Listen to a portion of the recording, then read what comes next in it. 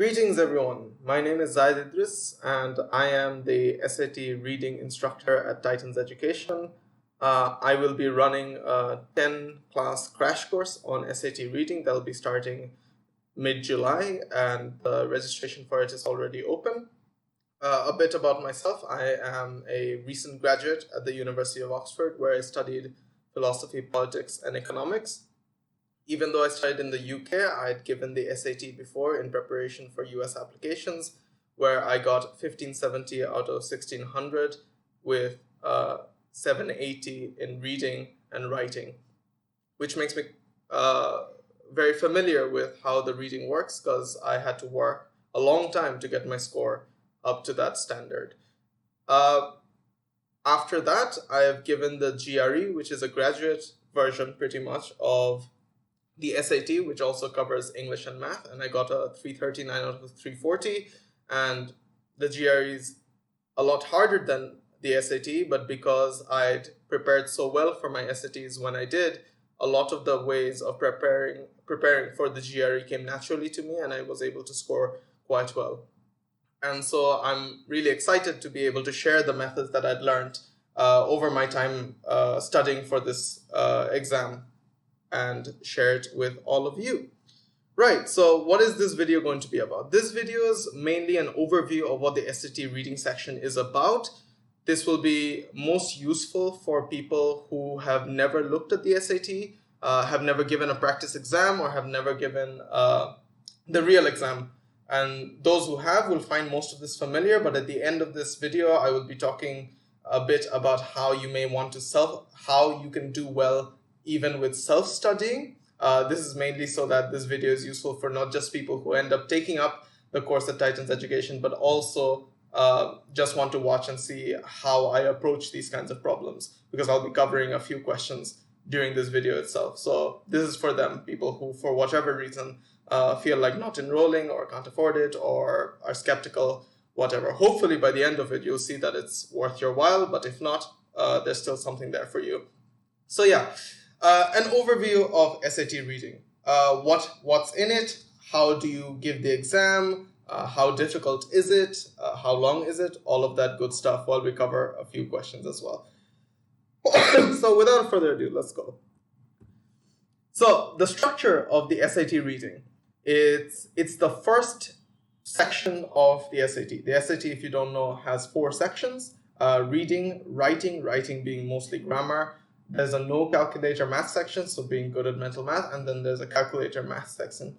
Reading is the first one that you're going to confront in your exam. And that makes it important for one major reason. It really sets the vibe of how your exam is going to go. If you do really badly in reading at the day of the exam, you're going to be in a bad mood for the rest of the exam, and you're going to be constantly worrying about, oh my God, do I go and change one of the answers that I'd given to an earlier question in reading?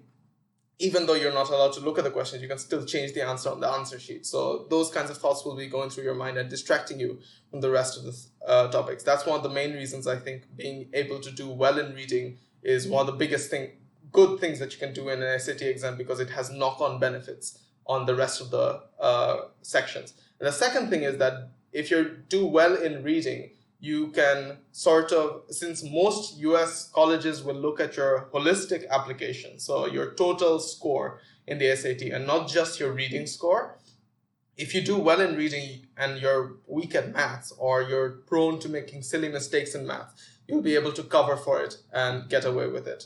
So that's the second main benefit. And obviously, if you're planning to apply for the social sciences, or if you're planning to apply for literature or classics or English, your reading and writing score will be especially important for your applications, especially at good universities. So it mainly tests for things such as comprehension, vocabulary, and critical thinking skills. Critical thinking skills is probably a bit surprising, because usually you don't see that in normal English exams, but there are various points in the SAT reading where you're going to be asked as to, like, what if true would make this argument not work anymore. That doesn't seem to be just about reading. It seems to be totally about arguments or argument structure and critical thinking, but it is tied to SAT reading because SAT wants to evaluate how well you're going to perform in college. And one of the most important things that you're going to be doing in college is trying to ensure that the arguments you present, either in essays, especially if you're in the social sciences, will be coherent and make sense. So being able to find what's wrong with an argument or what might make an argument not work anymore would be a good test of whether or not you could comprehend and understand the passage that was given to you. So speaking of passages, there are going to be 5 passages in the SAT reading section with associated questions. So that each passage will have about 10 to 12 questions that are related to it. 52 MCQ questions is the structure of the SAT reading. That means there's going to be 4 options per question, and only one of them will ever be right. And there's no negative marking, which means at the end of the exam, regardless of whether or not you know what the question is, for example, you're at the end and you haven't answered the last 3 questions, you've got to scribble some answer in, because there's no negative marking. You may as well do it. And maybe you're going to get lucky and get those right?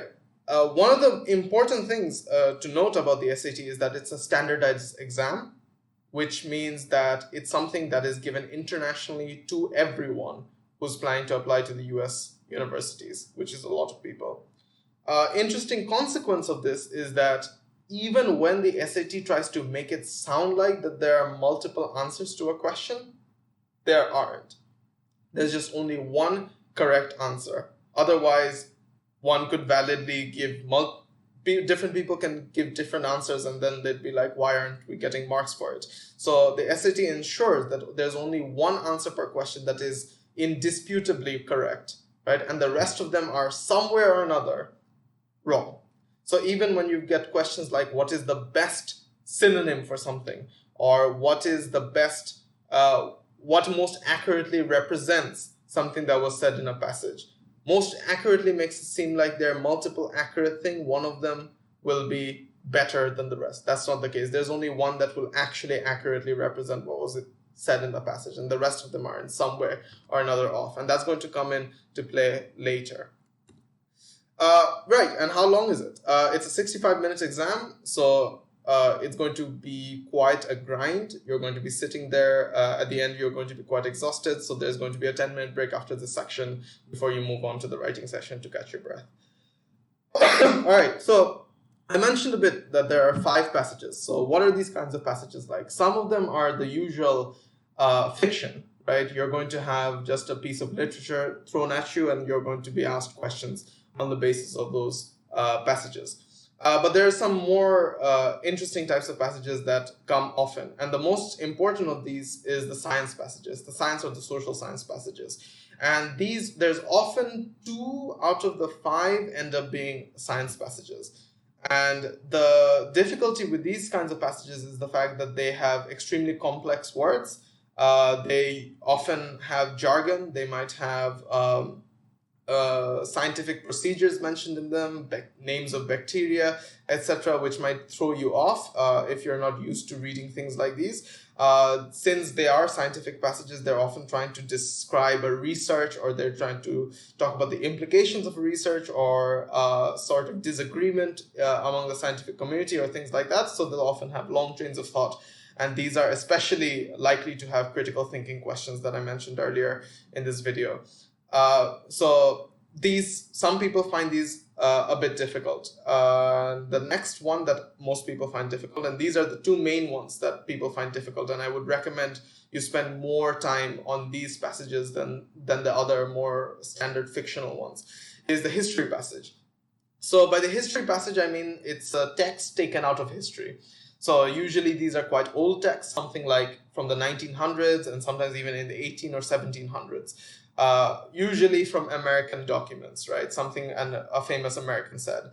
And the problem with these isn't just complex words, which is also there, but also the fact that they use antiquated words, which means they use very old words. They've got very old and ancient ways of expressing themselves, which, if you are extremely unfamiliar with this kind of talk, will be quite jarring. And similarly, you're going to have complex complex sentences, because they often ramble on for nearly a paragraph long sentence, which can be, again, a bit difficult if you're not used to it.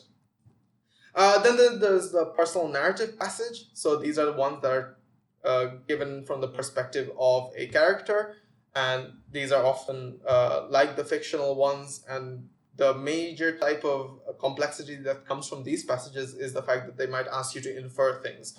So there will be certain cues or certain behaviors that the character will have, which sort of gives a hint to what they're feeling, but they won't explicitly say what they're feeling or what they're thinking or what a relationship is between two characters. They won't explicitly say it, but you can infer certain things, and they will ask questions about those. And then there is one passage out of these four which will always be a paired passage. A paired passage is not to speak about its content like the history and sciences. It just means they're going to give two passages in one. They're going to have a passage 1 and a passage 2, and they'll be talking about the same topic. Usually it's giving two different perspectives on something. So a paired passage might be a scientific passage. So for example, it might say, one of the paired passages might say, oh, we've come up with a great medicine. And the second paired passage will be like, I don't think that's a very good medicine, and here's why. So there's going to be, and the complexity that comes from these passages is when they ask you to compare. They might say something like, what does author B think about what author A might say? And you've got to infer what they might think about a certain point. What might author B agree with that author A said? And then you've got to see where the similarities are between two passages which disagree with each other. The best way to prepare for SAT reading is to do practice tests. And I will touch on this again once we reach the end of this video, and we'll talk about a bit about self-studying. But practice tests, practices. They are the best way of approaching a standardized exam, regardless of what it is, O-level, A-level, HSC, SSC, whatever. This is just like that. Do those well, and you can nearly always get a pretty good score if you're working diligently. And if you have time, so if you're class 9 or class 10, if you're in high school and you're not planning to give the SAT this time around for obvious reasons, or you're planning to give it in the future because simply that's when you're going to be applying, then you still have time to actually start reading. As I said, the science and history passages can be very daunting if you've never read something like this before. So the simplest solution to that is read things like these before. And so whenever I say this, something that people always ask is, what do I read? And so here are some reading materials that you might be interested in. The Economist, Atlantic, and New York Times. These are magazines and newspapers. They often have complex English, but readable English. So they're not like journals which have incredibly specific jargon language that the normal people can't read. But these are of the quality that you're going to find in the SAT reading passages. So they're of the similar levels of complexity. So if you start getting used to reading these and understanding these, you will have a much better time giving the exam. The Scientific American and New Scientist, these are also journals, but they aren't like academic journals. These are meant to be read by normal people, and they cover scientific topics. So this will help, especially with the science and social science passages, because they're going to have, again, that long trains of thought and critical thinking. And finally, the works of, and these are just a few, there's many great writers in history that you can choose to read. But some I mentioned are Jefferson, Frederick Douglass, Martin Luther King Jr., Martin Luther King Jr. speeches, So all of these will give you hints for historical passages because they spoke in a very particular way of their time, and they spoke very eloquently, but also very complex manners. So again, reading these will make you familiar with them. Right? So we've talked enough about questions. Let's look at what the SAT reading questions look like. Right? So we've got, all the examples in this video are going to be from SAT Practice Test 10. So that means hopefully by the time you go through all the practice tests, by the time you've reached practice test 10, I won't be giving any spoilers because you'll have forgotten by then. Right, so let's see this reading, right? We are told that it is, this is more the historical reading. This says a speech delivered in 1838 by Sarah T. Smith at the Second Anti-Slavery Convention of American Women. We are told that it is not within the province of women to discuss the subject of slavery, that it is a political question, and we are stepping out of our sphere when we take part in its discussion. It is not true that it is merely a political question. It is likewise a question of justice, of humanity, of morality, of religion, a question which, while it involves considerations of immense importance to the welfare and prosperity of our country, enters deeply into the home concerns, the everyday feelings of millions of our fellow beings.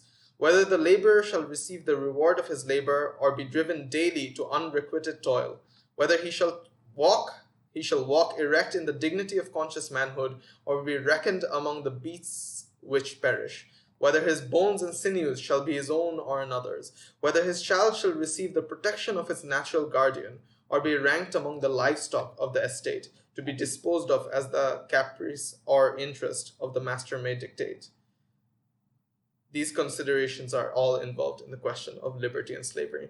So she's talking about two things. Mainly, she's talking about slavery, that it's wrong, that these are questions which affect everyone, the moral questions that slavery brings up. And she's talking about also, as given in the hint of Second Anti-Slavery Convention of American Women, she's talking about how it's wrong to expect that women should not care about these things, that it is a political question. Obviously, at that time, women didn't have the right to vote or really participate politically. So yeah, general knowledge helps sometimes in history questions. So it says it's not just that it's a political question and we should not think about it as a result. It's something that we should all care about. So this is just the first paragraph. This goes on for a lot longer, but we'll focus on this first paragraph. So the first question, how does Smith is the writer, develop her argument about slavery as a political question, line 3, over the course of the passage? So here's political question, right? How does this develop? And we've gone 4 options, right? She claims the designation is an outdated one and then offers alternative definition. So the question is,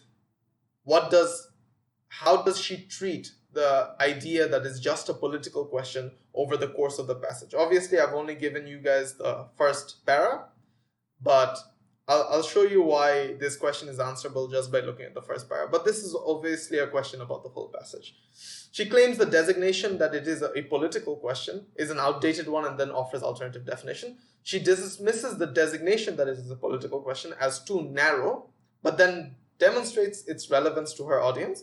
She contends that the designation has become trite meaning unoriginal, and then invites her audience to revitalize it. She describes the meaning the designation has for men, and then challenges women to embrace it. So, can you guess why I think that you can answer this with just the first para? You can pause the video and think for a second. Right, the reason I think this is because all of these statements have 2 parts. She claims the designation is then offers alternative definitions. We don't even need to look at what comes after and or but, right? We just need to look at, she claims the designation is an outdated one. She dismisses the designation as too narrow. She contends that the designation has become trite. She describes the meaning the designation has for men. Which of these is true? Let's look at it. She says, we are told that it is not within the province of women to discuss the subject of slavery, that it is a political question, and we are stepping out of our sphere when we take part in this discussion. It is not that it is merely a political question, it is likewise blah blah blah. It is not merely a political question. So she disagrees with the idea that the only thing that is relevant with slavery is its political implications. So the correct answer is B. She dismisses the designation as too narrow. It's not just a political question. It has implications beyond just politics, right? So she does not say in the first paragraph, for example, that it is an outdated one. She doesn't say anywhere that, this is old-fashioned or that it is too basic, as another word for trite. Or definitely does not say the designation, the meaning of the designation with respect to men. The main idea that she gives is that it's too narrow. And if you read the rest of the passage, you also see that she demonstrates its relevance to her audience later on in the passage as well. But you don't even need to look at that. And this is one of the reasons I pointed out how the SAT is a standardized exam. And so there's only ever one right answer, right? All of these answers have at least something wrong, even if they sound right. So some of these might be true after the end. So maybe she does offer alternative definitions in part A. And if you look at the whole passage, she does provide some alternative definitions or ways of looking at the question. But then you look at the first part, the designation is an outdated one. That's not true. and there's only going to be one answer which is true on all accounts. So and this happened to be one of those questions where all of the first clauses, the clause being the part that comes before the and or the but, 3 of the first clauses were incorrect, and only B's first clause was correct. So B is the right answer. Next question, same passage. Which choice best summarizes the first paragraph? Smith explains a conventional viewpoint and presents evidence supporting it. She does present a conventional viewpoint. She says that most people think it's merely a political question, but obviously if the tone of it is that, it's not just politics, it's not just for men, also women should care about it. So she obviously doesn't present evidence supporting it. Smith rejects a claim and elaborates on her reasons for doing so. Smith introduces her subject and provides historical background for understanding it. Historical background, again, this is just a question about the first paragraph. Is there any historical background here? I don't think so. It talks about things which have happened in history, but that is not historical background. She does not mention any events or any people. She identifies a problem and proposes steps to remedy it. She identifies a problem, slavery, but she at no point, in the first paragraph at least, present any steps to stop slavery or prevent the problem of slavery. So here's another strategy you can use. See, we didn't even consider whether or not B was right. We've considered A, C, and D, and we've seen that all 3 of them are incorrect. And since, again, the SAT only has one correct answer, if you've dismissed all the others, B is definitely the right answer. Again, you can also check this in a positive manner.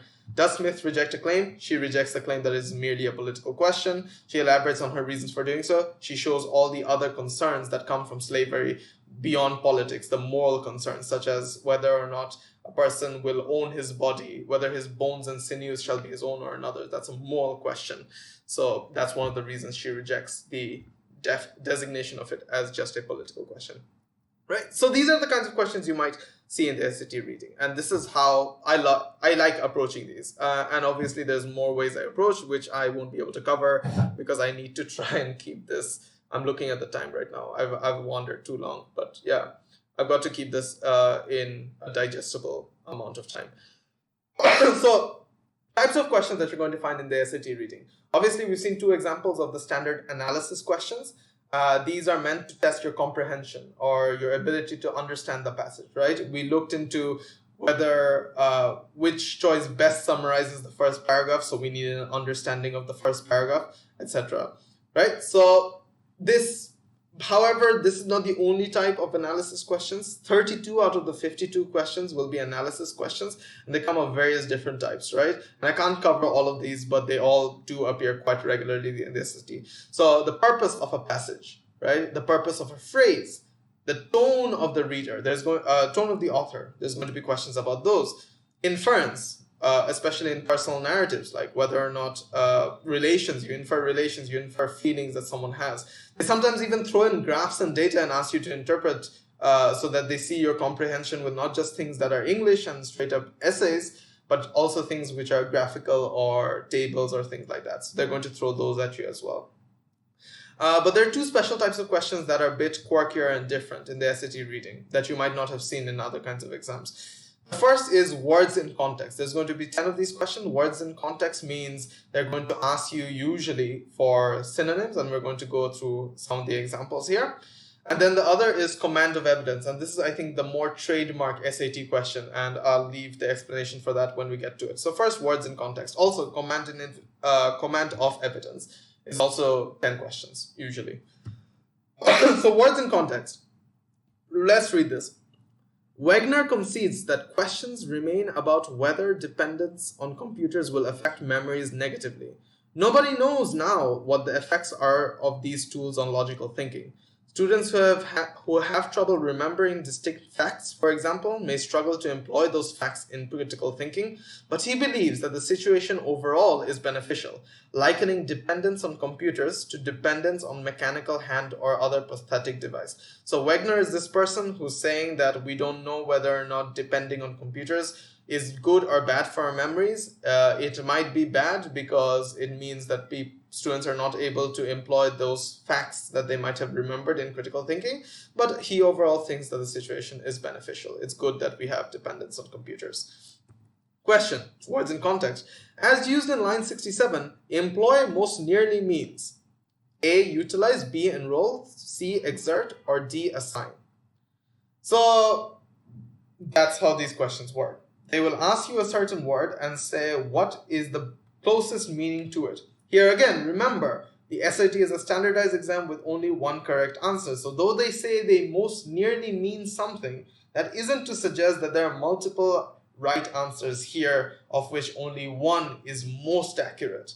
There's only one that really actually works, right? And one of the ways that you can think about this is to just replace the word inside the underlined section, right? So which word works? May struggle to enroll those facts in critical thinking. Yes, employment means being enrolling yourself into something maybe, but it definitely doesn't work here. May struggle to exert those facts in critical thinking. Assign those facts in critical thinking. None of these really hit the mark. And because the way the word employ is being used here is to say use. So one of the appropriate synonyms here would be students may have trouble using those facts in critical thinking. And a perfectly accurate definition of use is utilize, right? So if we use utilize in the sentence, we get, for example, may struggle to utilize those facts in critical thinking. Makes sense? That's the right answer. Let's look at another text, right? And this text we're going to stick with for quite a while.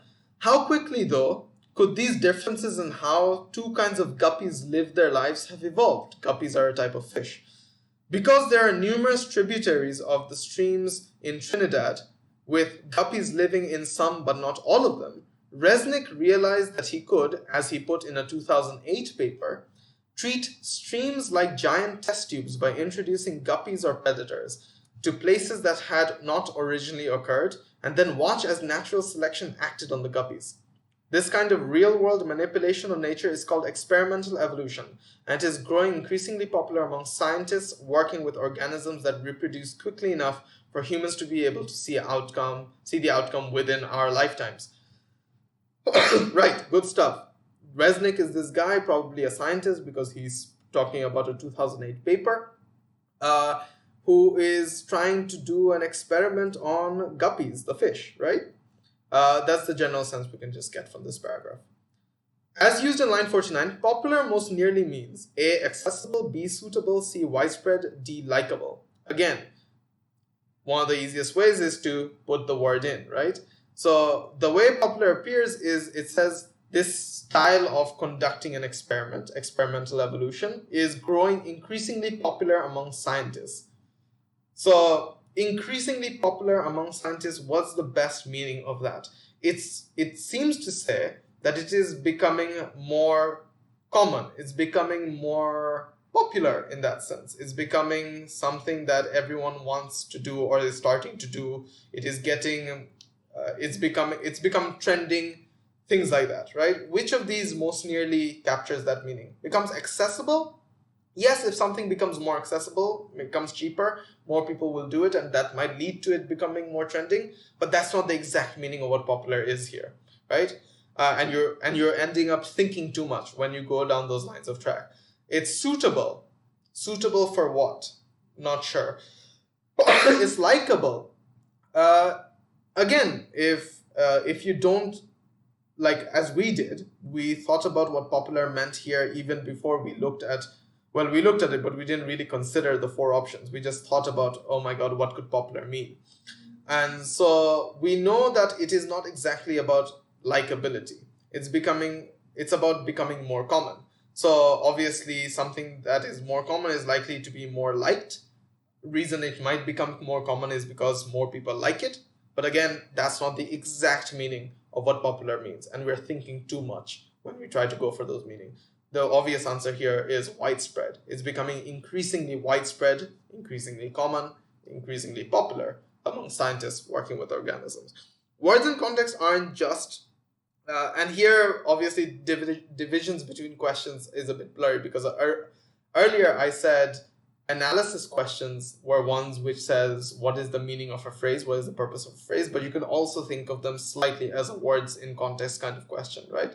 And so here we've got one of those questions. In lines 43 to 44, Resnick uses the phrase giant test tubes to suggest that certain streams can. Let's look at the sentence first. Resnick realized that he could, as he put in a 2008 paper, treat streams like giant test tubes by introducing guppies or predators to places they had not originally occurred, right? And then watch as natural selection acted on guppies. So what's the right answer here? Promote cooperative behaviors in specimens. Nowhere here is it suggested that the guppies will now start banding up together or help each other. This is an option you're going to immediately dismiss. Another option you're going to immediately dismiss is D, solve widespread environmental problems. Nothing here talks about environment or environmental problems. And obviously there is no insinuation that the guppy experiment will somehow solve environmental problems, or that using them like giant test tubes will solve it, right? So there's really two options. One is expedite the rate of genetic changes. And this is one of those traps that the SAT sets a lot. Is this paragraph talks a lot about genetic changes, right? It talks about real experimental evolution. It says it is growing, increasingly probably reproduce quickly enough for humans to be able to see the outcome within our lifetimes. So evolution changes genetics, and this person, Resnick, is interested in seeing the change of these genetics in the experiment, right? So this is one of those traps because it talks tangentially about this near around lines 43 and 44, but we need to focus explicitly on the question, giant test tubes. What is the meaning of this phrase in this context? So is it plausible that he would use these he would call these giant test tubes because they expedite, as in increase the rate of genetic changes? Does that make sense? Would you call something test tube-like, right? As if they are a test tube, simply because they make something faster. Are test tubes meant to make things faster? No. So it doesn't really make sense here, that particular discussion about genetic changes, even though it's relevant in that paragraph.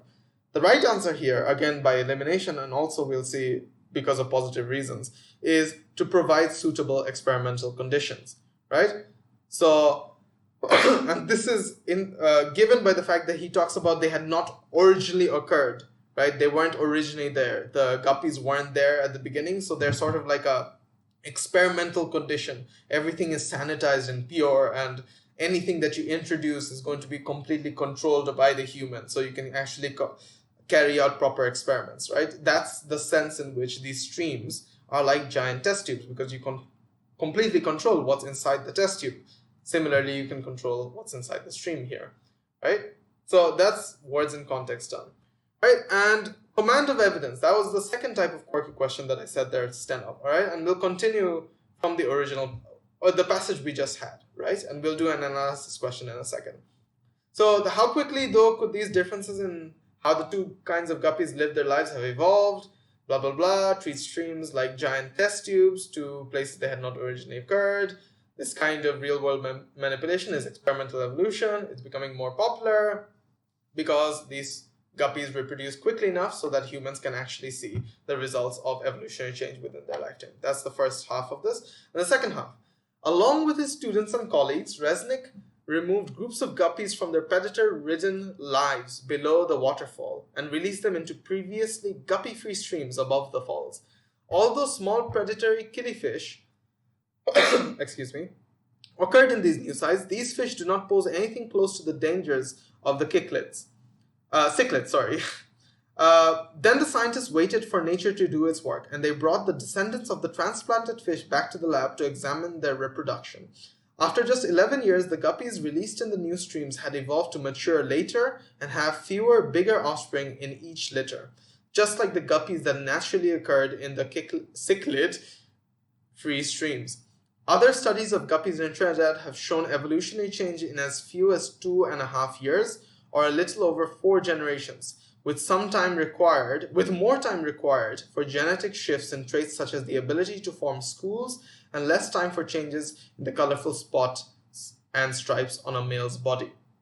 Right, so it talks a bit about how the experiment was conducted. They moved it to a separate place, and they saw the result of it was a different change in how many guppies there are, fewer guppies, bigger guppies, and they mature later. So analysis question first before we get to the command of evidence. It can most reasonably inferred from the passage that the experiments in Trinidad have shown which of the following about guppies. Here we need to be very careful that this is what was stated inside the passage itself, right? And so can reasonably be inferred. Some genetic traits will evolve more readily than others. Let's hold this for a second, right? The hint is this is the right answer. Some predatory fish are more dangerous to guppies than cichlids. What's the other predatory fish mentioned? It's killifish. And there is no insinuation that they are... Some predatory fish are more dangerous. Here it says, do not pose anything close to the danger of cichlids. So it says the opposite. They are actually less dangerous than the cichlid rather than more dangerous to the guppies than cichlids are. Some guppies thrive better in areas below waterfalls than they do in areas above waterfalls. They mention that here at the bottom of the waterfall there were some guppies, but at the top there weren't any guppies. But that does not mean necessarily that they thrive better in the areas below the waterfall. And if you read the whole passage, this is more clear because of what they discussed earlier on. They said that places above the waterfall are actually safer for the guppies. So this is one of those questions that I didn't give you the necessary information to be able to guess, but it also has hints in the given passage, in the given paragraphs. Some genetic shifts are easier to prevent in a natural environment than in a lab. Again, this is one of the traps. They do talk about genetic shifts. They say right here in line 70, required for genetic shifts in traits such as the ability to form schools and less time for changes in the colorful spots and stripes of a male's body. But that doesn't mean, they don't mean that you're going to have genetic shifts that, and these are genetic shifts that you couldn't have conducted in a lab or was harder or easier in a lab or another. So, but this gives you some indication for the first one. Some genetic traits will evolve more readily than others. What do we have here? With more time required for genetic shifts in traits such as the ability to form schools and less time for changes in colorful spots. So certain genetic changes require more time, some require less time. So some genetic traits will evolve more readily or faster than others, and that is what's given in the passage. And see how we used a certain part of the passage to answer this question. That is literally what command of evidence questions are. They often appear as follow-up questions. So here, this was question number 27, you see. Right after that, question number 28 will be, which choice provides the best evidence for the answer to the previous question? So I'll put the right answer at the left. It's option A. So we want to see which of these lines give the best evidence for it. So spoiler alert, we already discussed this, right? So, but what if you didn't know the answer to 27, right? What if this was one of the more confusing questions? So command of evidence also allows you to work backwards. You first look at question 28 and you look at the different lines that they reference, because you know one of these lines will be answering the correct answer to 27. So you look at the lines first and use that to narrow down the list of answers that you're going to give for 27. So if you look at lines 38 to 40, I've highlighted it, how quickly could these differences in how the two kinds of guppies live their lives have evolved. This does not give us the requisite answer for our evidence for question 27 answer, which is A. Second part, this bit, again, this is not the whole discussion about treating streams like giant test tubes. This is not what says that some genetic traits will evolve more readily. The next part is going to be removed guppies. So they talk about how the experiment was conducted. Again, this does not say that genetic traits will evolve more readily. And finally, the part that we did talk about a little while ago, that's the part that's going to be the correct evidence for question number 27's answer.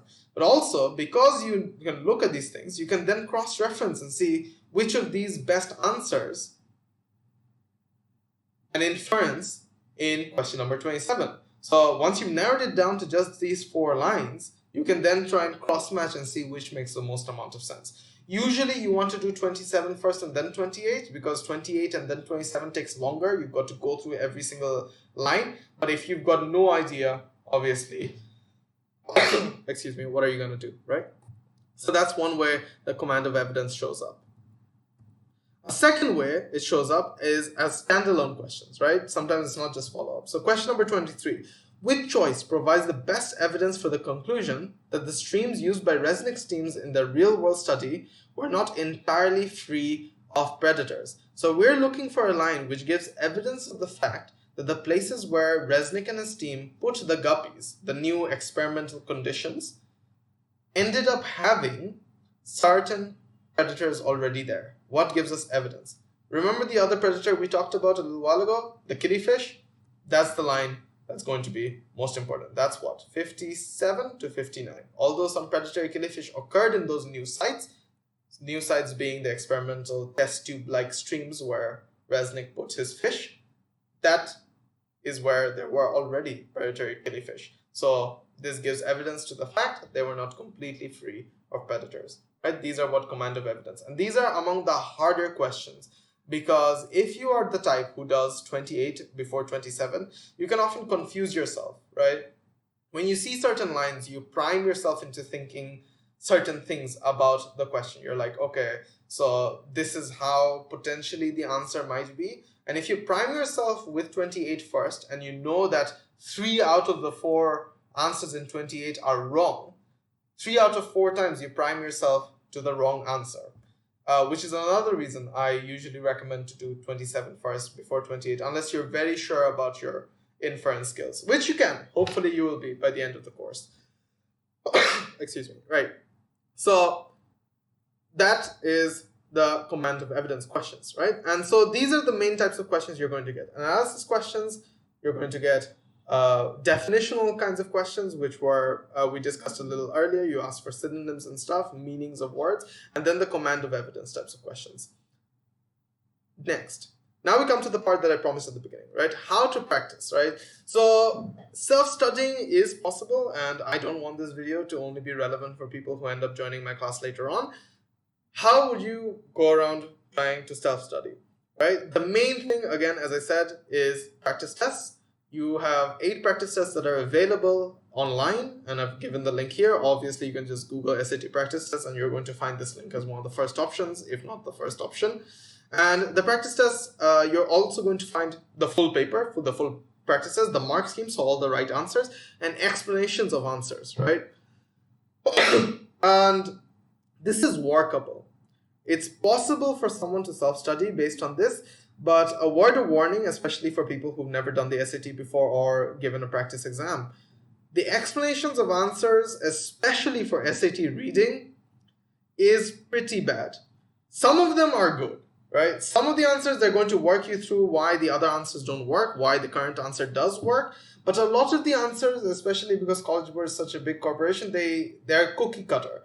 There are certain questions, at least one of the questions I discussed here, that if you look at the explanation of their answers, the explanation is option A is correct, option B, C, and D are incorrect because they're not option A. That's pretty much what it devolves to, which is absolutely useless if you're self-studying. So though it's possible, like especially if you're good at reading and you can figure out, once you know you gave a wrong answer, you can figure out why the answer was wrong by yourself, then self-study is an option for you.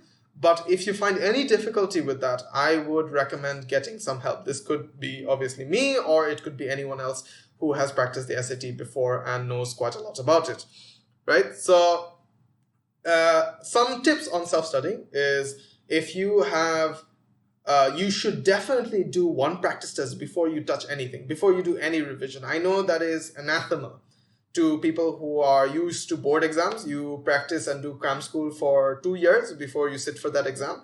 But trust me, for the SAT, excuse me, you will save yourself a lot of time. And I would recommend this before you join my classes as well, to give one SAT practice test, right? Or at least the reading section if you're going to join my class, to see whether or not how good you are, essentially, right? If you are scoring pretty much full marks, then there's options for you. You might decide that it is not worth your time to focus on SAT reading, because once you're already out of 52 questions answering 49 correctly or 50 correctly, it's really a matter of luck at some points to get yourself up to that 52. And also, it's very difficult. It requires a way more effort than you're going to get in returns in points, in scores, right? So you can adjust how much you're planning to work based on how well you do. Obviously, if you do badly in your practice exam, as many will, this is actually a good thing. It's a good thing because unlike the people who are giving nearly full marks at the very beginning, it means you have a lot of area to improve on. There's lots of things you're getting wrong, probably very simple things that you just need a little guidance in the right direction to start fixing, and you'll never make that mistake again. So that means you can get a lot more out of studying for the SAT, right? So the first practice test is sort of evaluative. You figure out your aptitude, how well you're doing, and how much effort you should put yourself into. And the final thing is, when you're doing self-studying or when you're studying with me, and this is something I recommend to everyone for all standardized exams, is to have very critical self-evaluation, right? Don't give yourself excuses. So the way I used to do it when I would do the practice test, and whenever you do the practice test, is that whenever you make a mistake, you should write down, after you find out it's a mistake and what the mistake is, write down what the mistake was, what you did wrong. Right? So it could be just as simple as in math, like I accidentally used plus instead of minus. So you write that down. Even though it's very simple, you write it down. And the reason you write it down is that it commits you to memory. It sort of humiliates you, especially if it's a silly mistake, which it used to humiliate me when I made silly mistakes, and I forced myself to write it down on a paper that, Zaid, why are you doing these things? Why can't you get such a simple thing right? Right? So when you write out your mistakes, it sticks to your memory and you really analyze what the mistake was, rather than thinking, as is often the case, that, oh, that was an unlucky guess. Next time, hopefully it'll go all right. Right? We have a tendency to do that when we look at these MCQ questions, because we're like, oh, well, I did consider question B for like 10 seconds. So maybe on another day I would have chosen question B, which was the right answer. So maybe I'm not that bad. Don't get yourself into that mindset, because then you really give yourself too much slack. The second thing is, once you write out those mistakes, write what you will do next so that you never make that mistake again, right? So I would have notes after every SAT practice exam saying that, Zaid, next time you will make sure before putting down the answer whether or not it's a plus or minus. Or Zaid, next time you will go with your gut when it comes to these questions, because your gut is usually right. Zaid, next time you will do this, you will do that, so that you won't make the same mistake again. Because every time you give an SAT practice test, you want to ensure you do better than the last time you gave it. The last point about practice tests is that I said that I was giving examples from SAT practice test 10, but here you see you can only find 8 practice tests. That's because College Board has removed practice tests 2 and 4. They used to be available in my time, but now they've been replaced by practice tests 9 and 10. And the reason is because 2 and 4 no longer represent the exam that you're going to end up giving, either because it's too lax in terms of marking, which is something a lot of people have said online, or it is just like the way they present questions is no longer as ambiguous or is more ambiguous or whatever. So they don't accurately represent the most current SAT exams. So it is possible for you to go and find SAT practices 2 and 4 for further practice, but that's a word of caution, right? So if the self-studying seems difficult, as it will be for a lot of people, because especially given the explanations of answers is sort of dodgy, or if you are scoring less than something like 1550 or 1570, which is what I scored, and so you've got a lot of space to improve, shameless plugging, do join Titans Education and my course. I will talk to you guys about how you can improve your score, the strategies in approaching these questions that I wasn't able to discuss already here, time management advice, because a lot of people find difficulty finishing it in 65 minutes, 52 questions, which is quite a lot, especially if the reading speed is slow. So how do you deal with that? We will work on individual problems and lots of other things. And on top of those, we will also be going through different passages and solving questions and discussing answers on how I would go about doing those answers and implementing the strategies that I discuss in the class with you guys so that you see how to actually do it rather than just reading it in a book, right? So that's going to be it for this video. Most of the classes will actually be face-to-face, so I'll be able to bounce ideas off of you guys, and hopefully it's going to be more interactive. But this is sort of a taste of how things are going to be. The registration is already open on the page, and hopefully I see you all soon. Thank you very much.